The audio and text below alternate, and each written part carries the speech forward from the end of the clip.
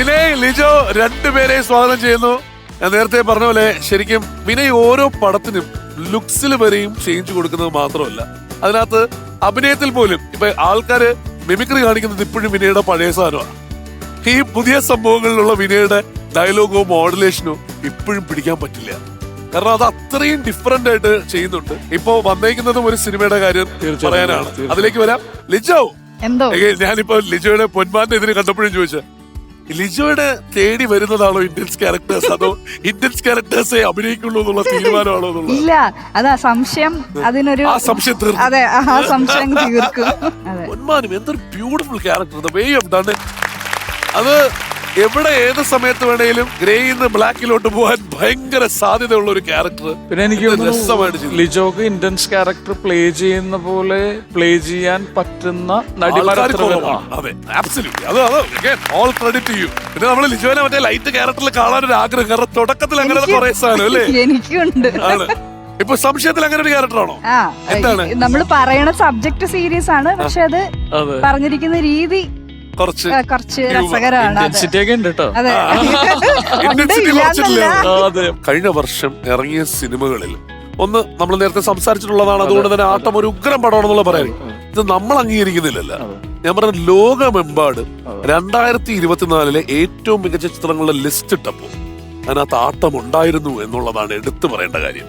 2024 ആദ്യം ഇറങ്ങിയ സിനിമയായിരുന്നു, തുടക്കമായിരുന്നു. പിന്നെ വലിയ താരങ്ങൾ, അല്ലെങ്കിൽ ഭയങ്കര പ്രൊഡക്ഷൻ വാല്യൂ, അല്ലെങ്കിൽ ഭയങ്കര ബഡ്ജറ്റ് ഒക്കെ പറയുന്ന ഒരു സ്പേസിലേക്ക് നമ്മൾ ഏറ്റവും ചെറിയ ബഡ്ജറ്റിൽ മലയാളം എന്നും ഡ്രൈവ് ചെയ്തത് ബഡ്ജറ്റിലല്ല. മലയാളം എന്നും ഡ്രൈവ് ചെയ്തത് കോണ്ടന്റിലാണ്.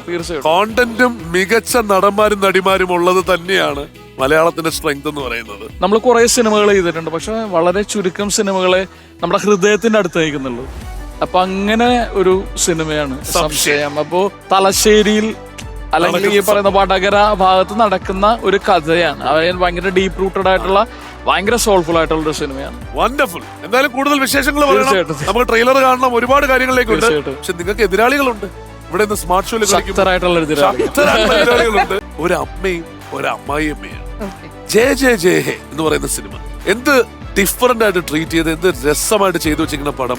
ആ പടത്തിന്റെ ഫ്രഷ്നെസ്സിന് ഏറ്റവും കൂടുതൽ ആഡ് ഓൺ ചെയ്തത് അതിനകത്ത് അമ്മായിയമ്മയെ അഭിനയിച്ച, ബേസിലിന്റെ അമ്മയായി അഭിനയിച്ച കടശനാട് കനകം എന്ന് പറയുന്ന ആ നടിയാണ്. എത്രയോ വർഷം തിയേറ്ററിൽ ചെയ്തിരുന്ന കടശനാട് കനകം അവിടെ വന്ന് ആ ക്യാരക്ടർ ചെയ്യുമ്പോൾ അതിന്റെ ഫ്രഷ്നെസ്സും ആ ക്യാരക്ടർ കൊണ്ടുവന്ന ഡിഫറൻസും ഒക്കെ വേറൊരു ലെവലായിരുന്നു.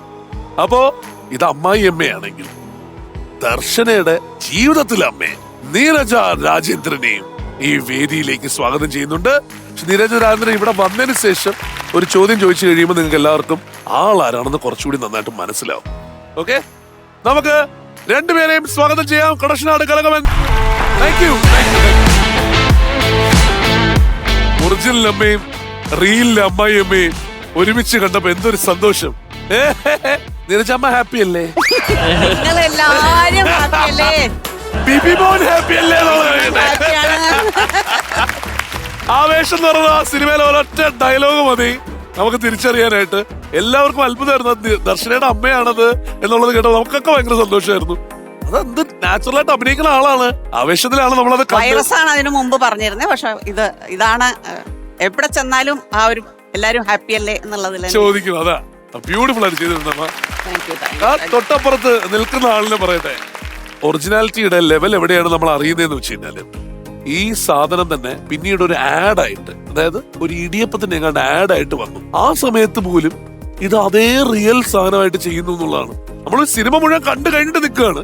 ഇപ്പൊ ഒരു ആഡിലോട്ട് പോവാണെങ്കിൽ പോലും അവിടെയും എന്ത് റിയാലിറ്റിയിലാണ് ചെയ്യണത്. എത്രയോ വർഷം നാടകം ചെയ്തിരുന്നു അല്ലെ? 50 വർഷം. അത് കഴിഞ്ഞാണോ സിനിമയില് എൻട്രി? അതിന് മുമ്പ് സിനിമ ചെയ്തിട്ടുണ്ടോ? സിനിമ ചെയ്തിട്ടില്ല. ഇപ്പതേ UK ഒരു ക്ലാസ്സില് ഇതിന്റെ മാത്രമായിട്ട് വന്നിരിക്കണു. ജയ ജയ ജയ ആണ് അവരുടെ ക്ലാസ്സിലെ ചർച്ചാ വിഷയമായിട്ട് വന്നു. അവരുടെ ക്ലാസ്സിൽ പഠിക്കാനായിട്ട്. അത് കാരണം ഡൊമസ്റ്റിക് വയലൻസ് മറ്റേ അതിലാണല്ലോ. അതെ, അത് അമ്മ ആ ഡയലോഗ് പറഞ്ഞ നമുക്ക് തുടങ്ങാം. മറ്റേ എന്റെ മോനെ, അപ്പൊ എന്റെ മോനെ കിട്ടിയത് അടിയൊന്നും അല്ലേ? നീ മിണ്ടായിരിക്ക അവിടെ. നീ ജീവിതകാലം മുഴുവൻ അവിടെ അടിയും കൊണ്ടോണ്ട് ഇവിടെ കിടക്കാനോ? അതിന് നീ കേക്കണം കേട്ടോ. അയ്യോ അടിയൊന്നുമല്ല, ചവിട്ട്. ചവിട്ടെന്ന് പറഞ്ഞാ എന്റെ ദൈവമേ, ഒരു മനുഷ്യനെ ഇങ്ങനെ എടുത്തിട്ട് ചവിട്ടാവും. ഇവിടുന്ന് ചവിട്ടുകൊണ്ട് എന്റെ ചെറുക്കം തെറിച്ച് വീണതങ്ങ് ഗീതയുടെ പറമ്പിലാ. അമ്മേ അവിടെ നിന്ന് അവർക്ക് എടുത്തോണ്ട് വന്നു. ഈ ചെറുക്കൻ കിഴങ്ങനായി പോകണ്ടല്ലേ ഇവിടെ എടുത്തിട്ട് തട്ടുന്നത്. വേറെ വല്ലയുടെ വന്ന് ഇതൊക്കെ നടക്കൂ. അയ്യോ, ഇവിടെ വന്നിരിക്കുന്നത് എന്താണെന്ന് അറിയാലോ? ആ നിലവറയിൽ നിൽക്കുന്ന സാധനങ്ങളെല്ലാം കണ്ടോ? നിങ്ങൾക്ക് ഇവിടെ അടിച്ചു പൊളിച്ച് ആഘോഷിച്ച് കുറെ സമ്മാനം കൊണ്ടുപോകാൻ വന്നേക്കാണ് കേട്ടോ. കുടുംബങ്ങളിൽ കൂട്ടുകൂടിയ 10 വർഷങ്ങൾ.